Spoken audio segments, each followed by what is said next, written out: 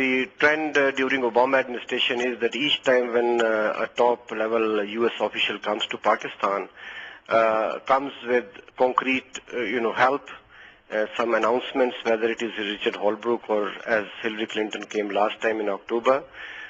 Simultaneously, they also expect Pakistan to do more, not necessarily in the sort of manner that was visible during Bush administration's time. But they expect Pakistan to, contribute more to the counter-terrorism effort. So we're seeing something like a carrot, but not exactly a stick, to get further action from Pakistan. As you say, not the same overt tactics as during the Bush era. But what more can Pakistan do in terms of collaboration against the militants, Taliban, etc.? You see, in terrorism as well as counter-terrorism, much of the things which take place behind the scenes. So you never know, whether the help that Pakistan is extending to the Afghan regime regarding reconciling with the insurgent forces, whether it has American blessing or not. But one thing is absolutely clear, that Pakistan's contribution or support in winning the insurgency in Afghanistan or in reconciling with the forces of and leadership of insurgency will always be crucial. And I think whether it is Pakistan's help in countering terrorism or in preventing groups which fuel Afghan insurgency, or whether Pakistan's role in bringing about a compromised political settlement in Afghanistan is concerned, I think Americans, we can see United States to come up with the same kind of expectations, and coupled with concrete assurances of long-term support to Pakistan in the coming days, even including this current trip of Secretary of State Hillary Clinton. Now, how important are these aid projects, for example, for Pakistan? They're talking about energy dams, drinking water irrigation projects, health centres being built, schemes to improve agriculture, also giving a bit of a boost to private sector. See, the situation is quite in a mess in Pakistan.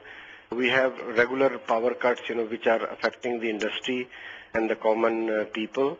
Then we have had this wave of terrorism, which perhaps no other country in the region has had. So all of this has really affected Pakistan economically, socially, and even otherwise. So these are important for any country which is fighting insurgency, fighting terrorism, suffering because of that, and its whole economic and social infrastructure has been destroyed because of lack of governance on the part of current or previous regimes, and because of the wave of terrorism. I think Pakistan needs international help, American help, from wherever it comes. It is in dire need of this help in every sector.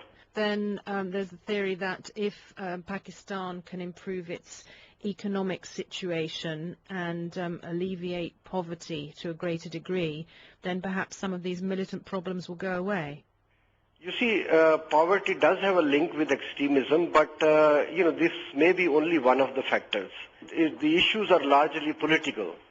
So if there is a political settlement, whether it is the conflict in Afghanistan or conflict in Kashmir, once the conflicts are politically resolved, I think then there is no justification or excuse for groups or individuals like groups in Pakistan or Al-Qaeda as an international terror network.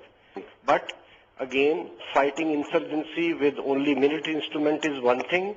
I think the real battle begins once you defeat the forces of insurgency on the battlefield, and that is the problem I think we have in tribal areas, in Swat, elsewhere in the country, and it is basically a race against time for both the government and the non-state actors who are using extremism to commit terrorism. If we do not develop after the operations are over and the territories are held by the state forces, then obviously if the lack of development will fuel another wave of extremism in the region. I think territory has been recaptured, at least we can talk about parts of South Waziristan, parts of the rest of tribal areas, and most of the Malakand division. And it is very important now to go on with these projects. And as far as Americans are not giving us aid or military assistance, I think it is a blessing that for the first time we are getting projects, concrete projects, which will make a difference on the ground. So I think this is a welcome development. So these aid projects that Hillary Clinton was talking about are going to be implemented in those regions where, or those areas where the Pakistani military has been able to recapture territory? Absolutely, because you see, the thing is, this is the same thing which has happened in Afghanistan. The reason South and East Afghanistan could not be developed because there was rampant insecurity. Now that factor is no more there, at least in parts of the tribal belt and much of the frontier province. So if that is not the case, then we should not waste any time. For years have passed, we have had this talk of reconstruction opportunity zones in tribal areas.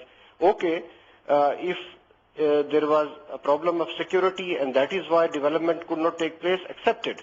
But now that areas have been cleared and people have gone back, IDPs are looking towards the state and the government to do something.